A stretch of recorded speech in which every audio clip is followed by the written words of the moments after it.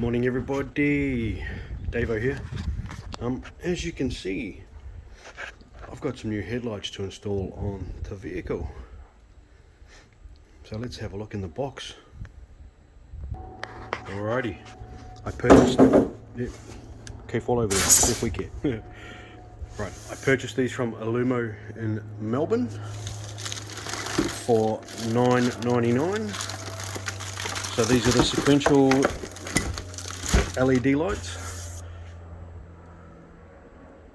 Let me just unpackage a couple of them. Well, there's only two in there anyway, so yeah, unpackage them and we'll have a look. Right, that's what they look like. That's going to be the right hand headlight. There's the back.